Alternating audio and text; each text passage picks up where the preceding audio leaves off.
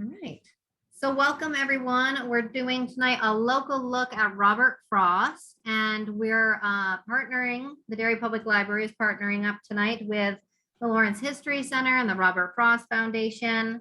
Today for our speakers, we have Karen M. Klein. She's with the Robert Frost Foundation and the founder of the Valley of the Poets. And she's also the former Poet Laureate of North Andover. We also have Amita Kiley, the collections manager and research coordinator at the Lawrence History Center. Mark Borer is with the Robert Frost Foundation, and he's the current Poet Laureate of North Andover. And of course, myself, Erin Robinson, I'm just hosting, and I am here as the local history person at the Derry Public Library. So we're going to be talking about Robert Frost tonight, all things local. And of course, a great way to begin a presentation on Robert Frost is to discuss some poetry and talk about some poetry. So Mark, why don't you start us off? All right, great. Thank you. Thank you for inviting me, Erin. And thank you for organizing this program on Robert Frost. So as Erin mentioned, I'm a board member of the Robert Frost Foundation in Lawrence, and I thought I'd say a little bit about it. So the Robert Frost Foundation was founded in 1997 when a group of local artists, scholars, and writers led by Mark Shore, among others, came together to commemorate the poet Robert Frost and his wife Eleanor White and their connection to the city of Lawrence, Massachusetts. And it's one thing that I wanted to note, that Robert and Eleanor were co-valedictorians of their high school class at Lawrence High, which is a really wonderful thing that they share together. And then later, of course, they were married. The mission of the foundation is to communicate the spirit and work of Frost and White to their hometown of Lawrence and beyond. We seek to celebrate the profound influence that Lawrence had on the poet and his work, and to use his legacy as a source of inspiration for programs in schools, businesses, larger community. That's our mission statement. And currently, the Robert Frost Foundation hosts a monthly poetry open mic, the Frost Hoot. It's on the second Tuesday of most months from September through May. So pay attention. We have a email list that goes out, and also a Facebook page, Robert Frost Foundation. And so the events are posted there. We also host the annual Robert Frost Poetry Contest, and we've done different things over the years, have different programs. So as Erin also mentioned, I'm the Poet Laureate of North Andover, and I wanted to use that to plug poetry in North Andover. I host a monthly open mic, the North Andover Poets Corner, on the fourth Tuesday of each month, and have a Facebook group, North Andover Poets Corner also. So I wanted to start and talk a little bit about Robert Frost before I share a poem with you. Of course, most people know that Robert Frost wasn't born in New England. He was born in San Francisco and lived there with his family until he was 11. That's when, sadly, his father died, and he, his sister, and their mother moved to Lawrence, Massachusetts because of his wife's family connections to this area. So how did Robert Frost come to write poems that so well captured the direct and homespun way of speaking of a native New Englander? Well, I was thinking about this, and it may have happened in part because he did come from outside New England. And we often forget how much stronger the regional differences were in the late 1800s. Nowadays, so much of America is homogenized, but back then it sure was not. And so everyday speech in this area must have sounded a little bit like a foreign language to the youthful Robert Frost. And for someone who paid attention to language and had an ear for it naturally, I think he zoomed in on that. And I have a little story that I got from a tour that I went on at the Frost Farm in Derry, New Hampshire. And those of you who have been there may have heard this story, and it's a neat one. So Robert Frost lived in Derry, New Hampshire with his wife and young family, and they operated a farm, and he did, or tried to, depending on how you look at it, for about 10 years or so. And Robert Frost's daughter, Leslie, told this story about her experience when she was a child growing up there.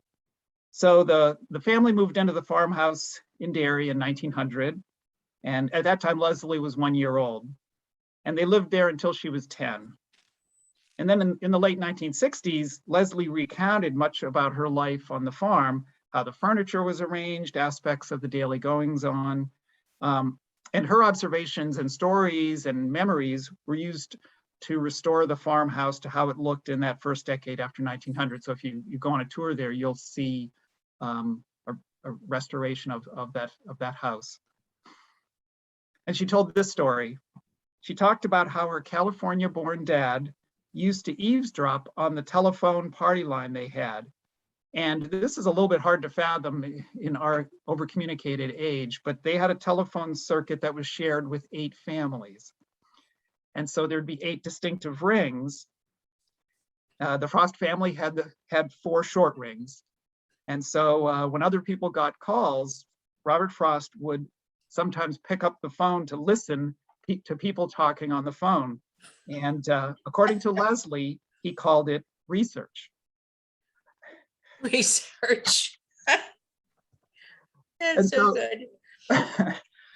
I mean, to me, obviously he listened to people all the time, Yeah. but you know, if you can catch people when they are at ease, not knowing that they're being snooped on, you hear aspects of language that you may not always hear. And anyway, he absorbed that. Mm-hmm. So I can see that he had a strong desire to learn everyday speech, and this attention to the regular way of talking by regular people, I see is the foundation to his poetry. Absolutely. In fact, that's the single best thing I like about his poetry. For me, and I think for most people who like Robert Frost, everything that he does comes from Frost's ability to communicate deep truths with simple, direct language. Yeah. And as a poet myself, I didn't think of this until recently, but I realized that's actually my single most important goal. I want to write poems, yes, that beautifully capture a moment or an idea. Every poet hopes to do that. But behind that, I have a goal, and this was when I started to write poetry seriously, that I wanted to write poetry that people can understand, which sounds like a funny thing, but I did not want to be obscure. And that thought came from a reaction to what I saw as a strain in American poetry that carried poetry away from regular speech and away from regular people. And so I think there were a lot of poets in the 20th century who saw obscurity as high art. And okay, I can appreciate that sometimes, but I like poems to be direct and then be sophisticated enough that you go, wait, what were they talking about? You know, where there are layers there too. So anyway, of course, nowadays, things like poetry open mics going on all over New England and America with poetry hoots and poetry slams and rap music for that matter. Poetry has come back to the regular person. And I think of Amanda Gorman only as an example that emphasizes that reconnection. But it also points out that people have a need for it. So, okay, that's my intro. So I picked a favorite Frost poem of mine to read, and I specifically picked one that I'm thinking a lot of people may not know, because I mean, I have my favorites that I'm sure all of you know, but I wanted to pick one a little bit off the beaten track that I really enjoy. And the title is The Star Splitter. And this is a poem that was in his book, New Hampshire, which was published in 1923. This was his 4th book of poetry, published when he was 49. And this is the book that won the 1924 Pulitzer Prize for Poetry. And this book does have a number of Frost's most famous poems. It has Fire and Ice, Nothing Gold Can Stay, and Stopping by Woods on a Snowy Evening. So I'll just set up the Star Splitter a little bit. This poem tells the story of the narrator's hapless neighbor friend, Brad McLaughlin. McLaughlin is a reluctant and struggling farmer who burns his house down for the insurance money. And he uses the proceeds to buy a telescope. Okay. Now, the poem is written in blank verse. What is blank verse? Well, as a poet, I had to look it up. Blank verse is poetry with regular meter, but unrhymed lines. The lines are usually iambic pentameter, and that is merely the closest meter to everyday English speech. Okay, so here is Robert Frost with The Star Splitter. You know, Orion always comes up sideways, throwing a leg up over our fence of mountains and rising on his hands. He looks in on me, busy outdoors by lantern light with something I should have done by daylight. And indeed, after the ground is frozen, I should have done before it froze. And a gust flings a handful of waste leaves at my smoky lantern chimney to make fun of my way of doing things, or else fun of Orion's having caught me. As a man, I should like to ask, no rights these forces I should like to ask, no rights these forces are obliged to pay respect to? So Brad McLaughlin mingled reckless talk of heavenly stars with hugger-mugger farming, till, having failed at hugger-mugger farming, he burned his house down for the insurance and spent the proceeds on a telescope to satisfy a lifelong curiosity about our place among the infinities. What do you want with one of those blamed things? I asked him well beforehand. Don't you get one? Don't call it blamed. There isn't anything more blameless in the sense of being less a weapon in our human fight, he said. I'll have one if I sell my farm to buy it. There, where he moved the rocks to plow the ground and plowed between the rocks he couldn't move, few farms changed hands. So rather than spend years trying to sell his farm and then not selling, he burned his house down for the fire insurance. He bought the telescope with what it came to.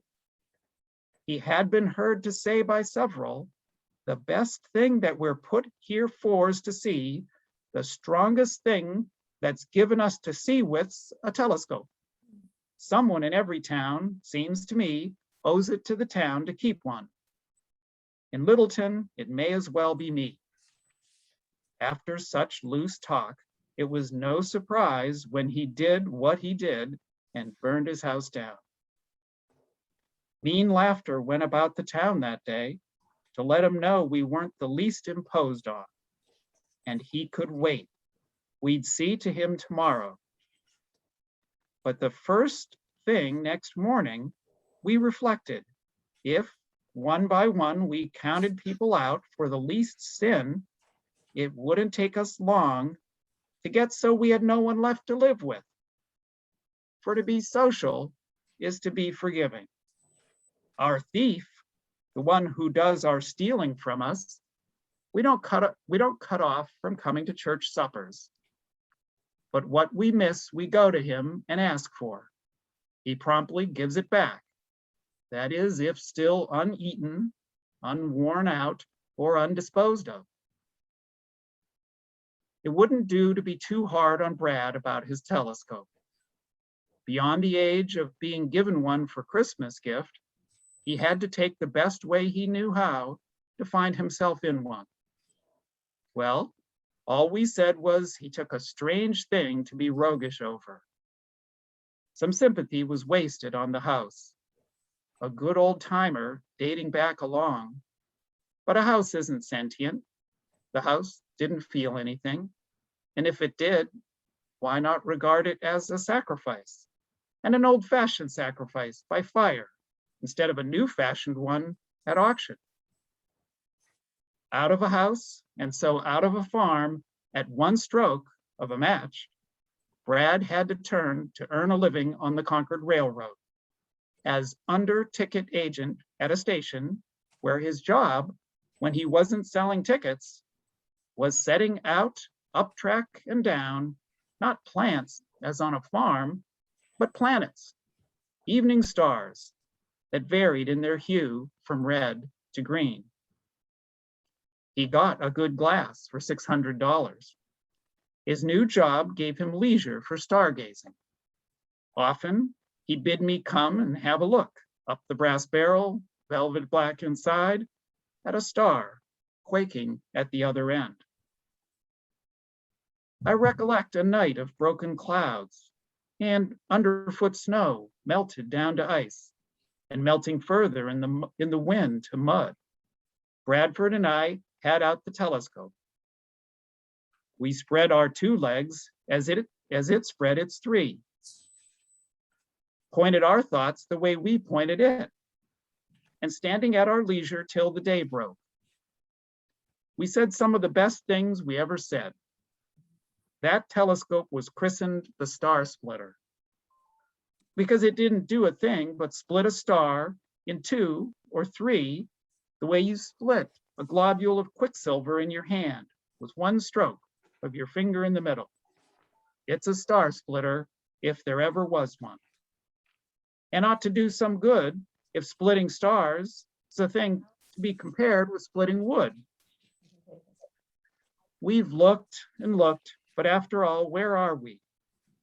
Do we know any better where we are and how it stands between the night tonight and a man with a smoky lantern chimney? How different from the way it ever stood. Wow. Thank you, Mark. You're welcome. I've never heard that one before. So that was fascinating. All right, Amina, what have you for us? Hi, everyone. I'm Amita Kiley. I'm the collections manager and research coordinator at the Lawrence History Center. Thank you to Erin for organizing this and for having us tonight. The Lawrence History Center is a community archive whose mission is to collect, preserve, share, and animate the history and heritage of Lawrence and its people. We're located on 6 Essex Street in the old Essex Company headquarters, and the Essex Company was the group that actually planned and developed the city of Lawrence in the 1840s. And their headquarters consisted of a main office building, which I'm in right now, a carpenter shop, a warehouse, a working blacksmith shop, and stables. In addition to occupying their headquarters, we also are in possession of their original business and planning records, original tools they used, photographs and glass plate negatives, all having to do with the creation of the city of Lawrence. Other collections in our archives have to do with any topic you can think of, mills, urban renewal, schools, sports, churches, water power, and of course, Robert Frost. Tonight, I'm going to showcase some of the highlights from our collection on Robert Frost, and I'd love to have you visit us in person to explore these on your own. I'd like to dedicate this presentation to current historian Jonas Stanza and the late Mark Shore and the late Gary Thomas Keating, all of whom loved Robert Frost and whose tireless efforts in preserving his legacy will never be forgotten.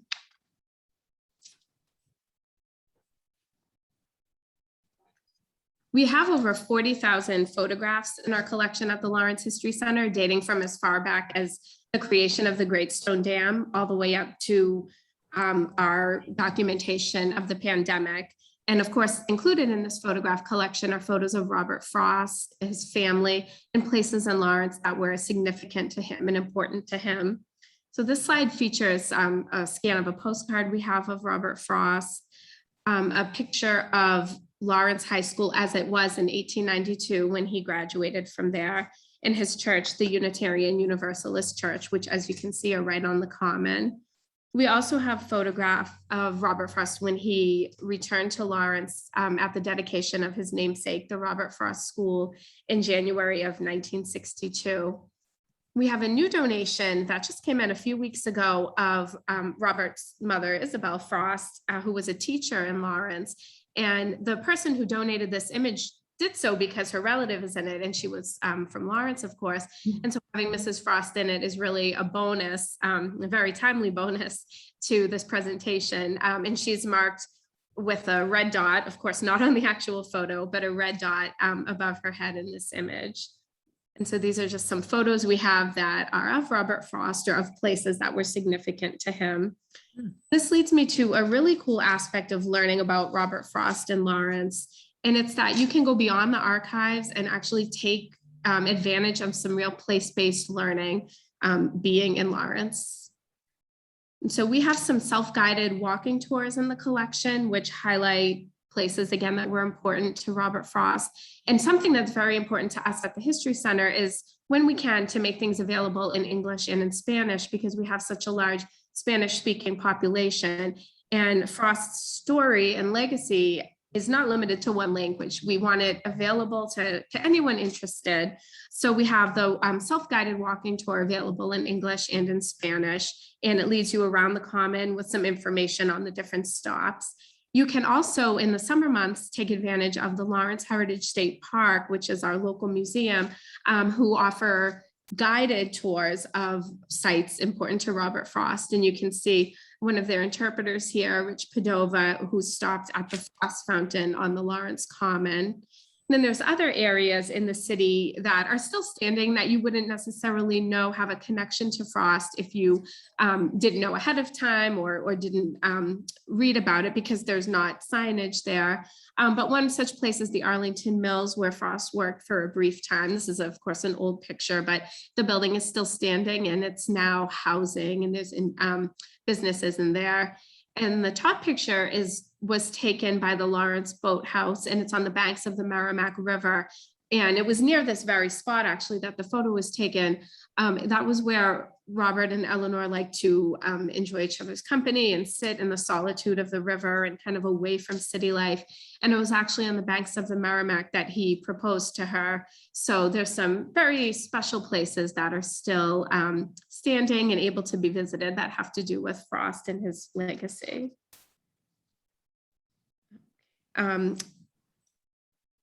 We also have a large collection of books about Robert Frost, either books of compilations of his poetry or critiques of his poetry, or magazines with articles about him, or magazines or publications that focus on his years in Lawrence, which are very important to our researchers. And our books cannot be taken out like at a regular library. You would stay here and read them, but you're certainly welcome to stay as long as you want and go through the books that we have on Frost. We also have resources that you can really dive into and learn about not only Robert Frost, but his family, his wife, his wife's family, or information on the places they worked and the places they lived. So you can really get the nitty-gritty details if that's something that you're interested in. And you can even kind of make your own walking tour with that information.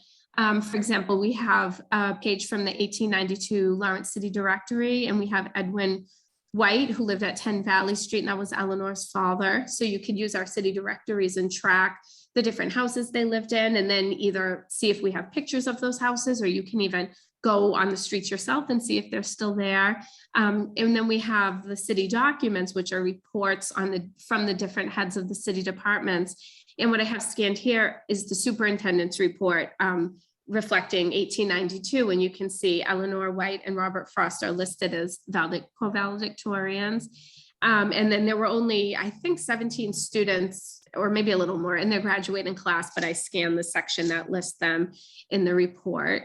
And then we have just all kinds of material that was written about Frost over time. So this is an interview with Leslie Frost, and we just have boxes of information that you can look through and kind of discover what you may not know, what you already know, and what's important that you would like to know.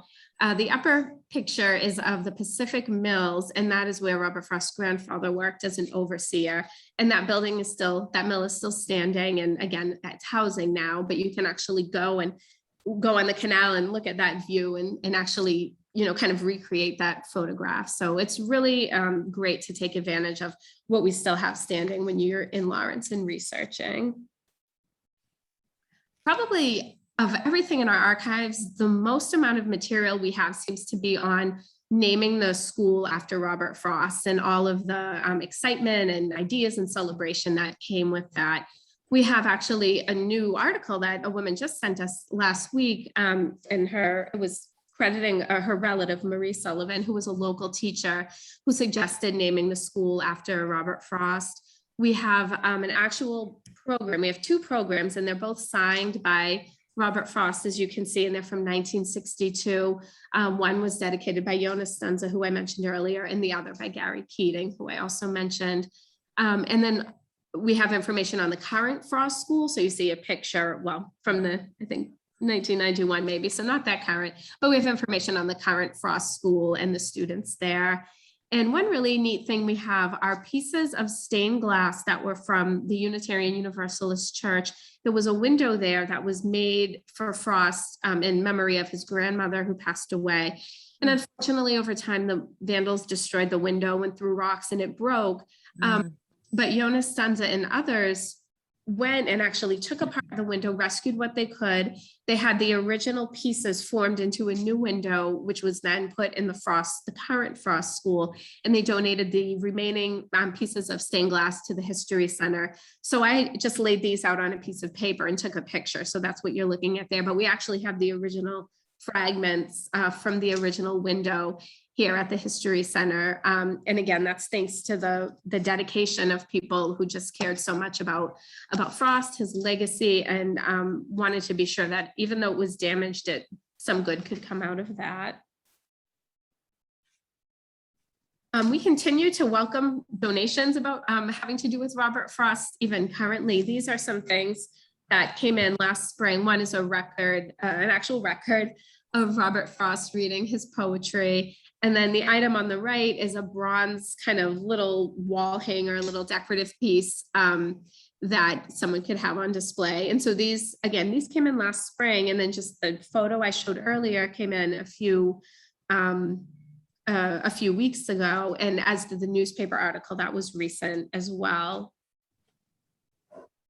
And Frost's legacy in Lawrence is very strong, as you'll learn about the Frost Foundation and all of their activities. We chronicle this material, their activities, and hold this material in our archives because we want to have the story of Frost, but we also want to show, how does his legacy continue?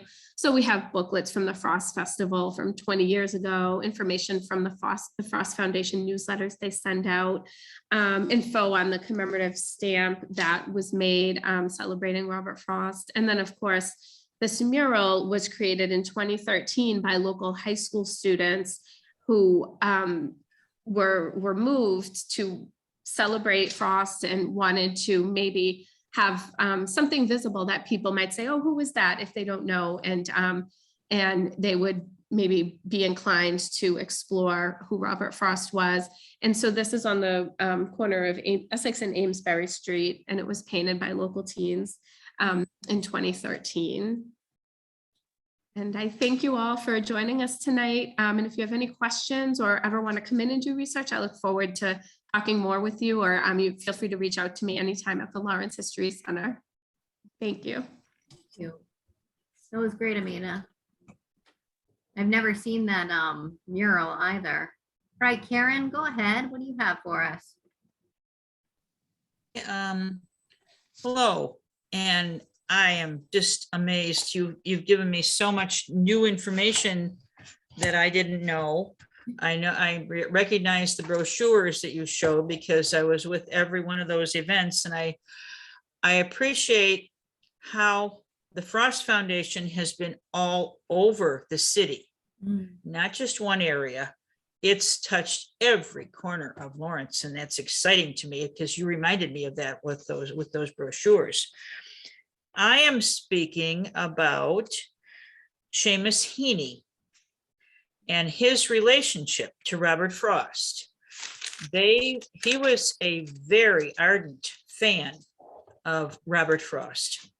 And Seamus was, in fact, they call Frost and Heaney kindred poets because of their work being so similar in so many ways. Seamus was born on April 13th, 1939 in Northern Ireland. And he was a professor of poetry at Oxford from 1989 to 1994. And he taught for many years at Harvard University. And that's where I met him when he was there through a Frost program, which I will speak about now. And he was awarded the Nobel Prize in Literature in 1995, which is a great honor. And he said at one point that it was partly because of Robert Frost, the way they have so many things in common. The book that I'm working from here is called One on a Side. And you're not going to be able to see it, but you have to go to a library, ask them to order One on a Side. It is called A Reading and Lecture by Seamus Heaney. And it was from October 26, 2002, when we invited him to come to Lawrence and speak about Robert Frost. And he was hesitant. Mark Shore, and I'm so glad, Mamita, you mentioned Mark Shore and you mentioned Gary Thomas Keating. Both of them so potent in Lawrence for poetry, and Robert Frost in particular. The first time Mark Shore approached Seamus Heaney, who had already won the Nobel Prize, to write about or lecture about Robert Frost, he said, I do not feel capable of doing that. So Mark left in his own inimitable fashion and came back a year later. Mark was very patient. That was one of his greatest assets. And he again said to Seamus, please consider writing and presenting a lecture for us in Lawrence about Robert Frost. So what came of it is called One on a Side, which has to do with the poem Mending Wall. Here's the quote that's on page 3. Oh, just another kind of outdoor game. One on a side, it comes to little more. There were, it is that we do not need a wall. He is all pine and I am apple orchard. That's considered, I think, a very powerful statement about not just agriculture, but you get into the rest of the poem, and I'll read a little bit more of it later. It has to do with modern life right now that we are living with. He writes that the general emotional reliability that Robert Frost confers on his writing is not just an emotional reliability or authenticity. It is something more. We recognize in Frost that there is a roguery as well as authenticity. He calls it authentic roguery. He himself, meaning Frost, called it mischief. It comes, at any rate, from his ability to settle his inability to settle too trustingly or sedately into life in the world. His combination of wanting to be emotionally in place, but also needing to be intellectually on the move. I think that showed a lot in his life. He didn't stay in one place for very long, if you remember his history. He moved a lot. And I think he gathered information, as Mark said, with listening in on the telephone conversations. I think he had to hear as much about language as he could. He was a sponge, but he was always back in his New England roots when he wrote. And by coming and assembling, you are celebrating not only Frost, but yourselves. And that is one of the functions of art, especially the art of song and of poetry. It invites us to be at one together and to exalt in being ourselves. Frost got an honorary degree from Trinity College in Dublin, and when he was in Ireland, he met the man who was at the stage the doyen of our poets, Austin Clarke. Also a very distinguished craftsman, somebody who would have appreciated the high sophistication that always lay behind Frost's beguiling simplicity. Anyhow, there was this famous exchange between them. Frost asks Clark, "How do you write your poetry?" Always a difficult question. And Clark replies, "I load myself with golden chains and try to escape," meaning that he set himself a lot of technical challenges and tried to surmount them. Frost himself was a master craftsman, something indeed of a wizard with words. The longer I read him, the more I appreciated this wizardly side of him, his ability to weave a spell, a lyric spell, to conjure with the musical, mesmeric element in language. But I have to say that when I first came to his poetry, the side of Frost that absolutely riveted me was his resolute down-to-earthness. What happens in Frost's poems raise the questions implicit in Macbeth's speech. Life's but a walking shadow, a poor player that struts and frets his hour upon the stage, and then is heard no more. It is a tale told by an idiot, full of sound and fury, signifying nothing. From Macbeth, Act 3, Act 5, Scene 5.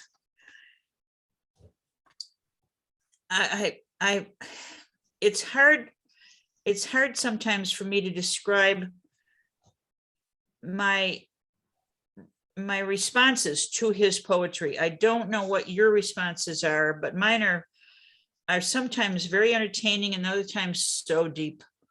And it depends. I can read the same poem and feel different feelings depending on my mood when I go to the poem. There were other poems that attracted me, meaning Seamus Heaney, in a similar way because of their content.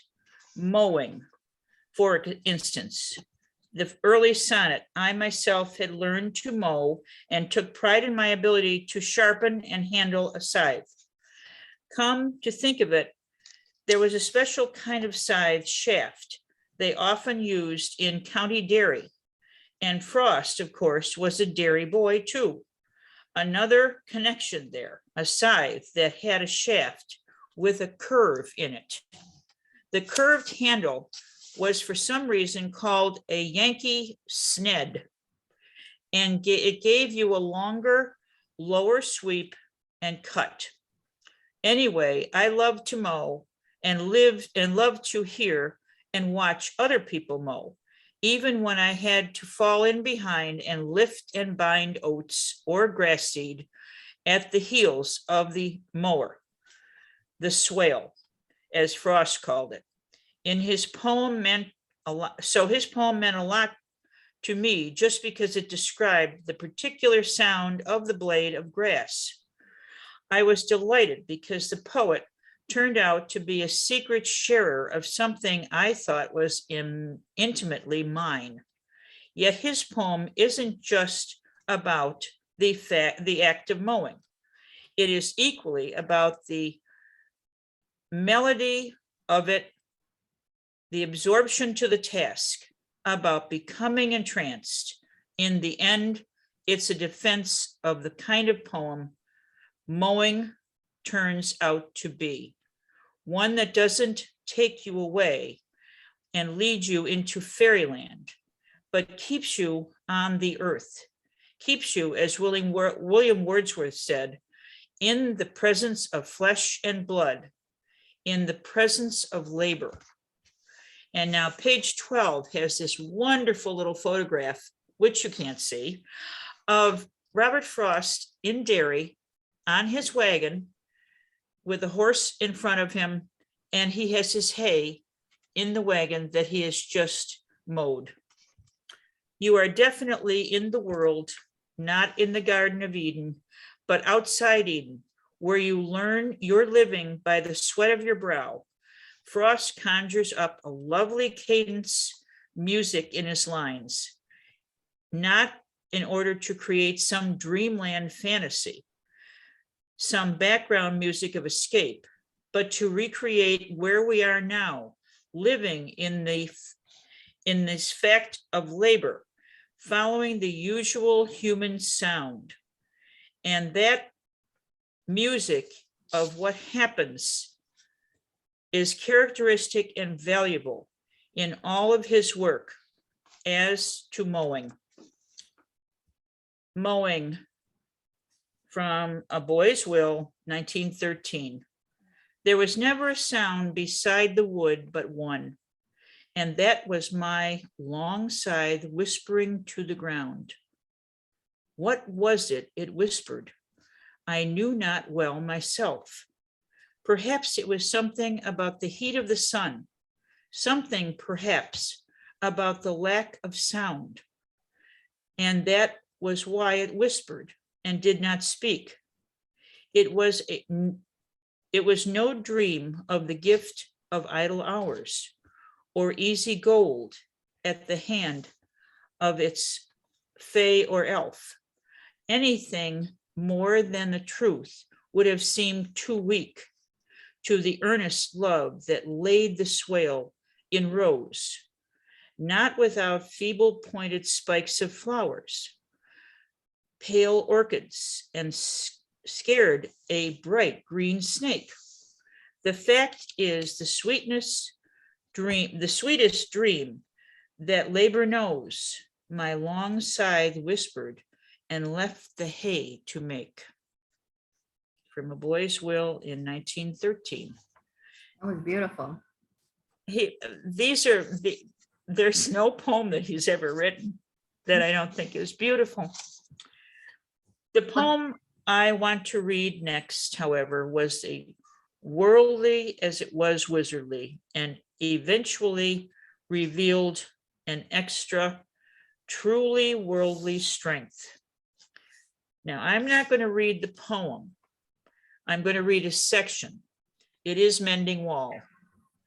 And in this time, with the world the way it is, the upheavals, this poem is absolutely current.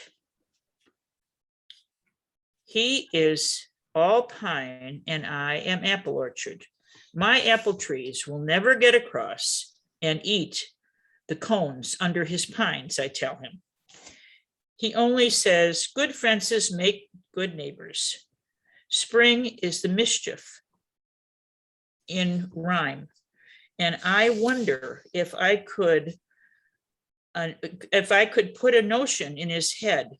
Why do they make good neighbors? Isn't it where there are cows, but there are no cows here? Before I build a wall, I'd ask to know what was I walling in or walling out, and to whom was I like to give offense? Something there that doesn't love a wall. That wants it down.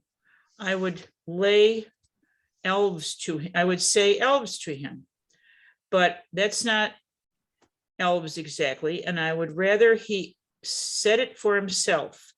I see him there, bringing a stone grasped firmly by the top in each hand, like an old stone savage armed. He moves in darkness, as it seems to me, not of woods only and the shade of trees. He will not go behind his father's saying, and he likes having thought of it as well. He says again, good fences make good neighbors. From north of Boston, 1914. I think you're getting the feeling of the respect Seamus Heaney had for Robert Frost. This book is absolutely wonderful. And his talk that evening with a packed house of teachers and poets and students and lovers of poetry. It was just amazing. And I want to finish with the photograph I have on page 54, and there are only 55 pages of the book. But he is talking in the reception that followed the speech with a young man. And I just see it as the continuation of community poetry in Lawrence. Thank you. Thank you. So Karen's talking very much about the appreciation of the everyday. And I think we really see that in a local look at Robert Frost when we look in Derry. So, oh, my light goes out as usual. Can you see my screen? You're fine. Great. Says, so I wanted to just show a couple of things from our collection. And one of those to begin with is the Lawrence, Massachusetts High School Bulletin. Amita had said that they didn't have a bound copy of this, so I wanted to highlight it here before we look at the things from Derry in particular. And in the beginning of this, it says, it rarely happens that the beginning of a literary career can be precisely identified.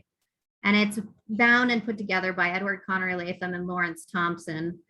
And in this particular case, in Robert Frost's case, we can identify those literary roots, and it's within this high school bulletin. In April of 1890, Frost's 25 quatrain ballad entitled La Noche Triste was published in the Lawrence High School Bulletin. And he talked, even in his later life, about how he remembered writing the poem and how it came to him when he was walking home from school one day.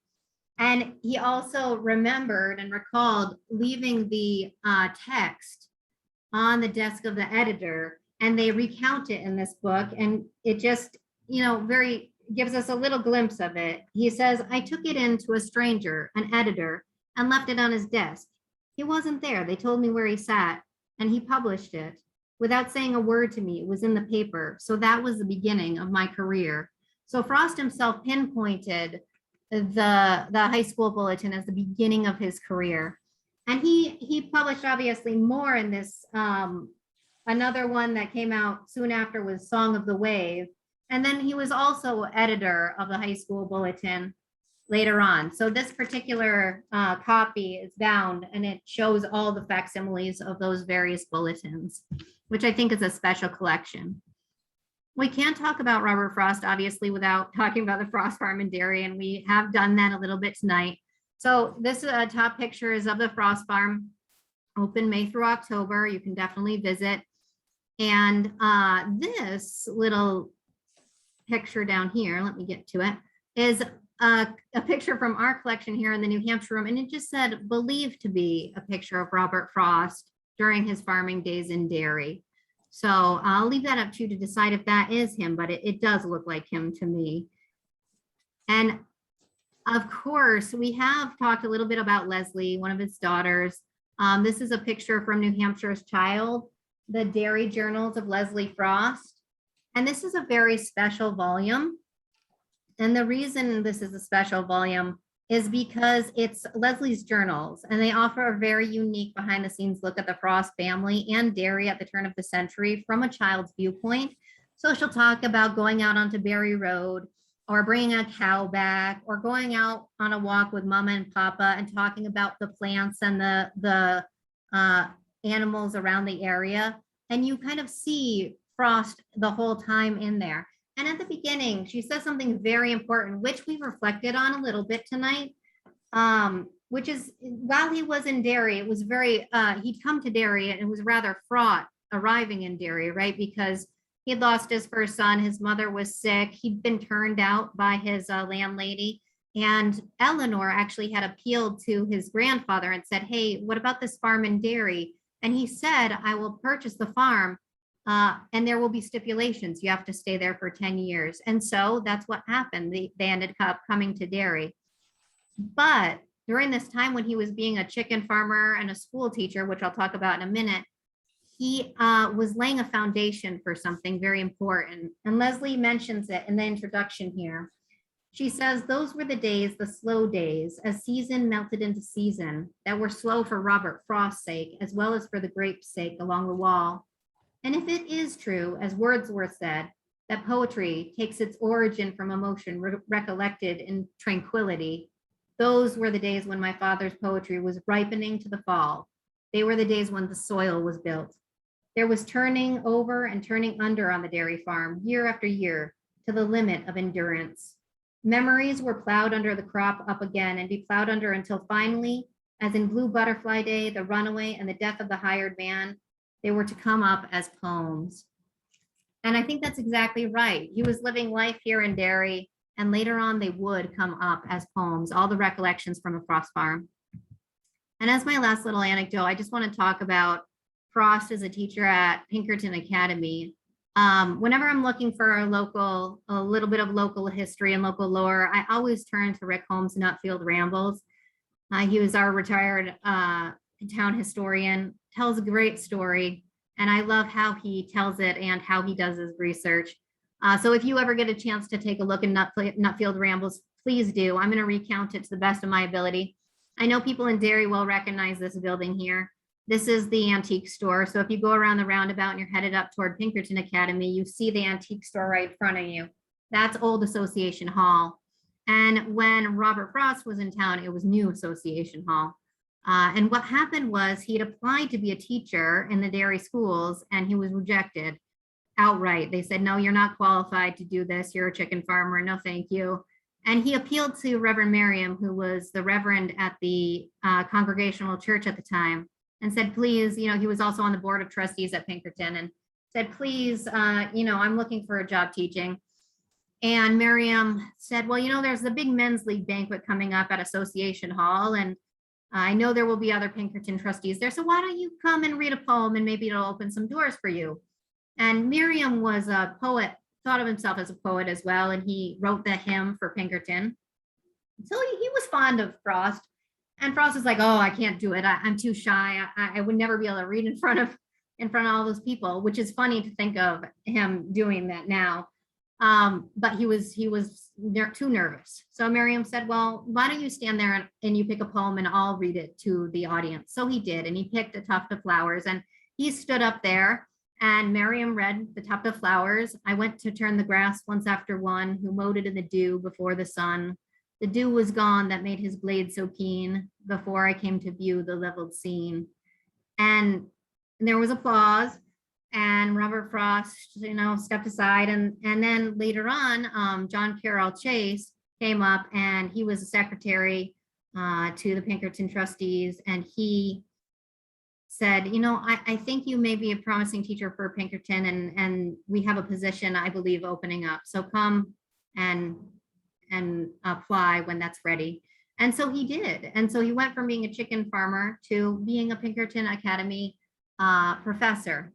And his work was published that week in the Derry Enterprise. So we just have a quick glimpse into his life at Pinkerton. Here's a picture of Robert Frost on the steps of Pinkerton Academy. That's from New Hampshire's Child. And then we see him in the Pinkerton Critic listed here, Robert Lee Frost, English teacher, and a little sprinkling in the Derry News as well. It says the students all are very sorry that Mr. Frost, the English teacher, will be unable to resume his duties this term. And then later on in October, everyone's so pleased to see Mr. Frost back at school again after his long illness. So we do see that he was there, and he was there from 1906 to 1911 before he moved along. But that moment in Association Hall was important because it did, change the road for him. He wasn't just going to be a chicken farmer. He was going to go an academic route, and then from there sprang off into worldwide fame. So I was telling my son, just as a sentiment tonight, is a very simple sentiment. The other night, my son wouldn't go to sleep, and I said, listen, I have to work on my cemetery tour and my Robert Frost program. So unless you want to start hearing about all the historical figures in Derry, you got to go to sleep on your own. And he said, go ahead, tell me, Mom. And so I was like, okay, fine. So I started telling him, and he's getting way into it. Backfired horribly on me. He wanted to hear everything. And so I said, okay, I started talking about Alan Shepard, and he said, is that the guy with the farm that we go to? And I said, no, that's Robert Frost. He was first a chicken farmer and a teacher before he was a worldwide, famous poet. And he's fallen asleep and he's like, Mama, I'm really proud of him. And it's a simple sentiment, but I do think it is true. We are really proud of him. He's a local figure in Lawrence and Derry. He worked in the mills. He was a chicken farmer. He went and worked at Pinkerton, and then he went off on his way to be a very famous and accomplished person. But we knew him before he was famous, so I think that's special. So we have 1 minute left. If anybody has a burning question, we're happy to take it now. I thank you, speakers, so much. I really appreciate you all stopping by. Does anybody have a burning question or comment?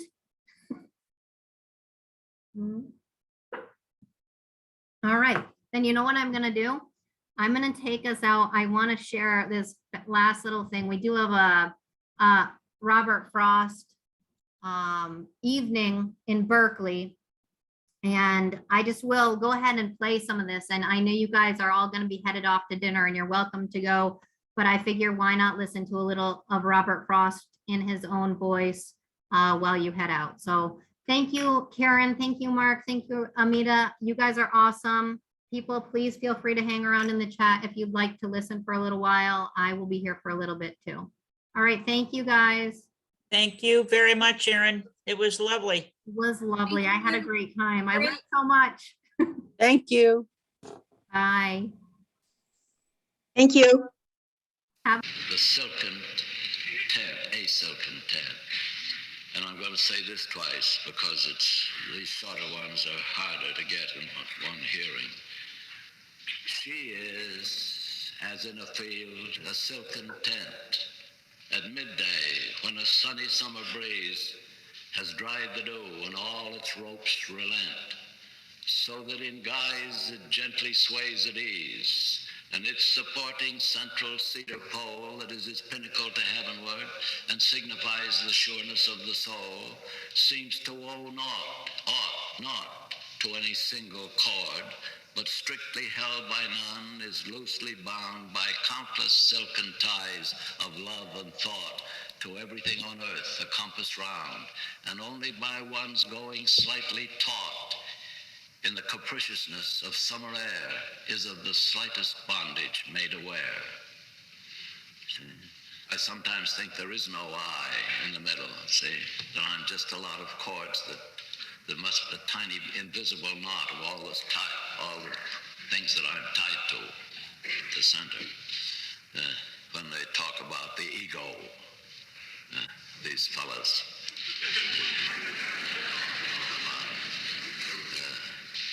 She is, this whole tent is like that, you see. That's that figure for the whole thing that I'm saying.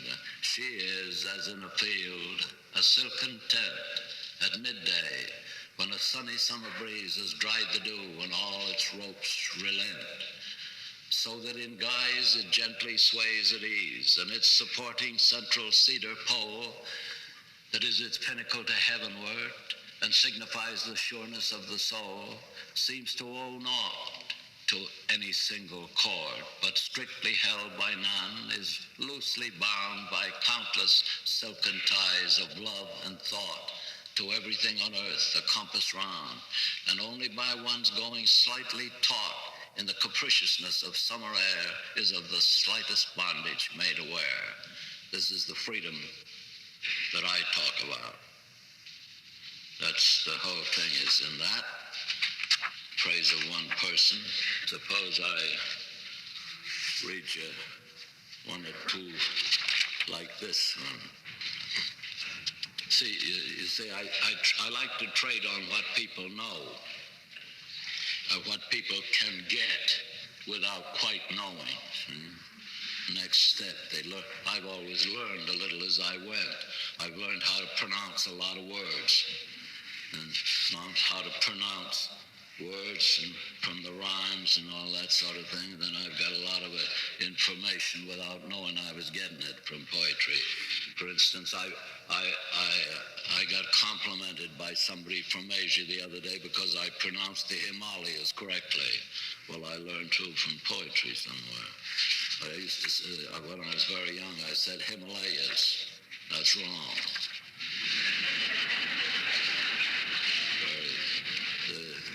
Now this one, oh wait, where that is. But here I've learned a lot of science in one way.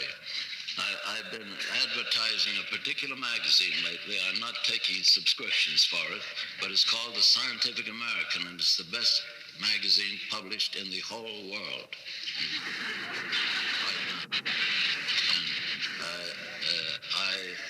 And some of my poetic and humanistic friends are worried about science, a good deal.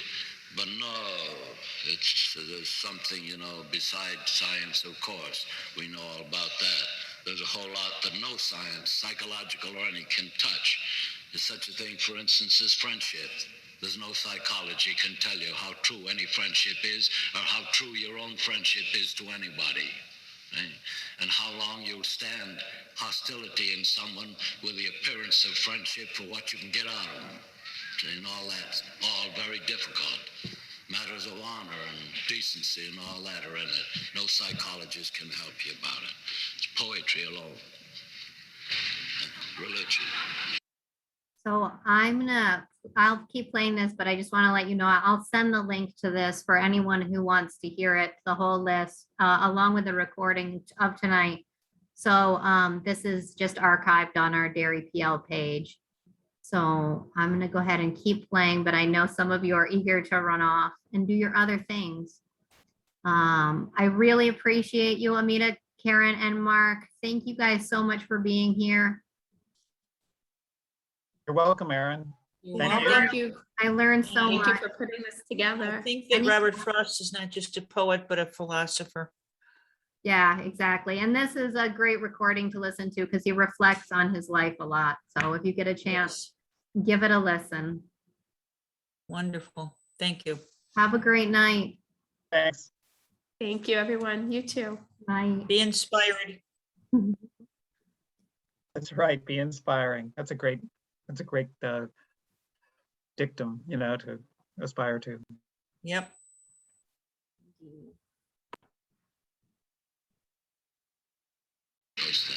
But science is wonderful as science, Storms and fires and everything else.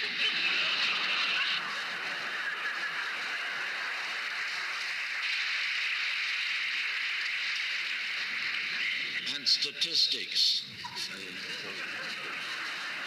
You can do wonders with them. You can despise them. They can be mean, deadly things that don't mean anything. But you look, see how they mean and don't mean. Now, I'm the doctor, we'd say, and I have 100 cases of pneumonia, and I only lose 5 of them. See? That's me, the doctor. And I do it on a percentage basis, the way I read poetry. And for those that get it and so on, some will get it, some won't. And but that's 5% only he loses, see? And he sleeps. Doesn't worry him too much. Perhaps one of them is harder to lose than another, and it worries him little. But one of those is somebody's beloved, see? And is 100% for somebody, see? It's 5% for the doctor, 100% for the husband, or for the wife. So you see, that's where it breaks down, all this. You can't do it. The government has to be run on it. They're all sort of inside of that, It's not that way. But here I have, here in a sonnet